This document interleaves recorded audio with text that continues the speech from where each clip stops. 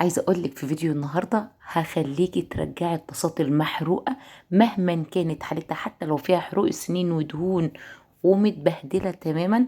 بدل ما ترميها تعالي خليكي حرفيا ترجعيها جديده من غير ما هتتعبي ولا هتدعكي زي السحر، وبدون اي مجهود. حرفيا الحاجه بتطلع معاكي، بصي بطرف المعلقه هتنضفيها وترجعيها زي الفل. تعالي بقى تشجعي معايا ونسمي بالله ونشوف الفيديو بتاعنا عملنا فيه ايه. بس لو انت اول مره تشوفيني ما تنسيش تعملي لايك للفيديو واشتراك في القناه وتعملي شير كتير جدا للوصفه علشان خاطر توصل لاكبر عدد من الناس. مبدئيا، فاكرين انتوا الفيديو بتاع الطاسات المحروقه بتاعت حماتي؟ لما شافته بنتها قالت لي خدي الطاسات بتاعتي ويا ريت تنضفها لي. بصراحة أنا خدتهم قلت أصور بيهم فيديو لأن حبيت أجرب طريقة تانية وحبيت أشاركها معاكم. حقيقي إحنا لما عملنا بالمية المغلية بس طلعت وبقت زي الفل، بس احتاجنا نحك شوية فيها. إنما بوصفة النهاردة أنت مش محتاجة تحكي تماما، كلها بتطلع في لمح البصر.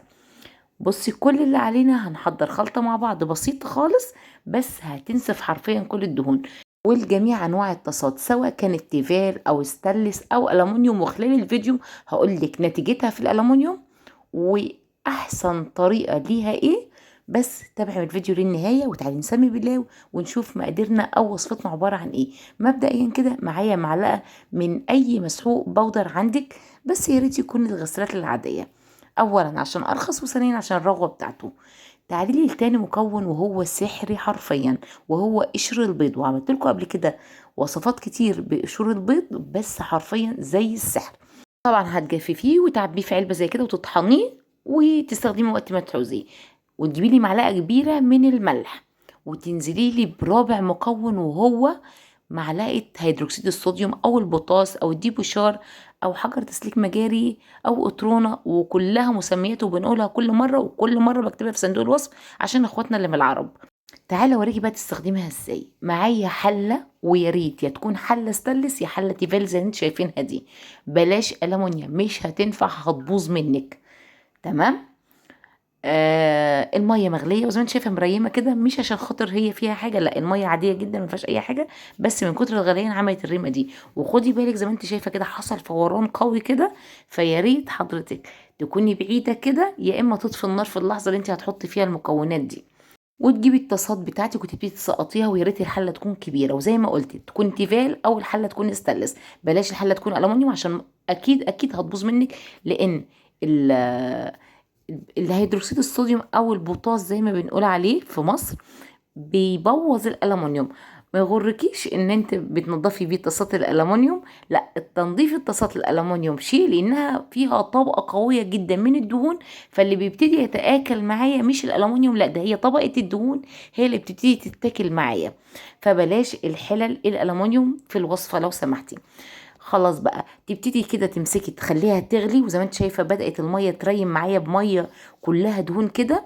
تسيبيها تغلي شويه لغايه ما جيت امسك كده الدهون حسيت ان هي بدأت تطري.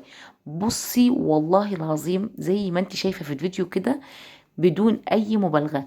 انا ما حبيتش اجري الفيديو معاكي، انا حبيت اجيبه بطيء زي ما انت شايفه كده عشان اوريكي ان هي قد ايه بتخرج بمنتهى السهوله بدون اي مجهود، مفيش مجهود تماما. هو بس مجرد بحاجه كده. انا ما حبيتش كمان اوريكي اعملها بسكينه عشان ما تقوليش لا انت بتحكيها بسكينه وبتعمل مجهود، لا ده انا جبت ظهر المعلقه وبدات امشي. عايزه اقولك اكني بقشر بيض. الدهون الصعبه الرهيبه دي انا اتصدمت من شكل الدهون بصراحه. وبدأت الطاسة ترجع معايا زي الفل بمنتهى السهولة.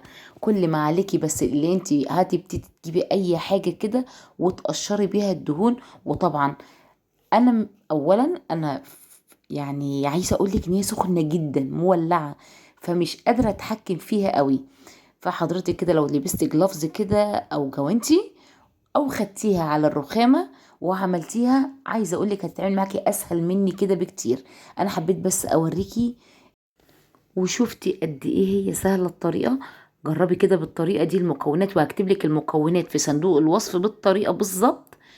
وما تقلقيش ان شاء الله اي دهون مستعصيه عندك في كل الطاسات هتطلع معاكي بلمح البصر. بص كميه الدهون اللي انا كملت على فكره على الرخامه، خدتها كده على الرخامه وبدات احكها بالمعلقه، كانت اسهل. وزي ما انتي شايفه، بصي الالمونيا الدهون كلها خرجت. ده اللي بقولهولك. هقولك نتيجه الالمونيوم. الالمونيوم الخلطه فيها كل الدهون هتنفور فعلا، بس هتحسي ان الالمونيوم بدات تغمق منك شويه.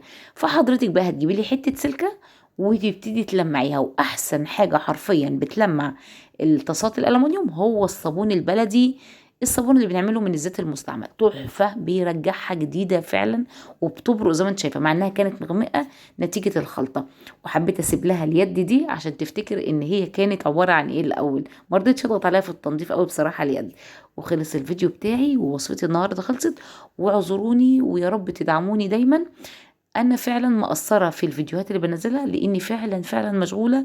دعواتكم ليا لاني يعني عامله حركه قلبان في البيت كده، ففعلا بقالي كتير ما بصورش. دعواتكم ليا، واتمنى يكون الفيديو عجبكم، وما تنسوش بدعواتكم، ودمتم في رعايه الله.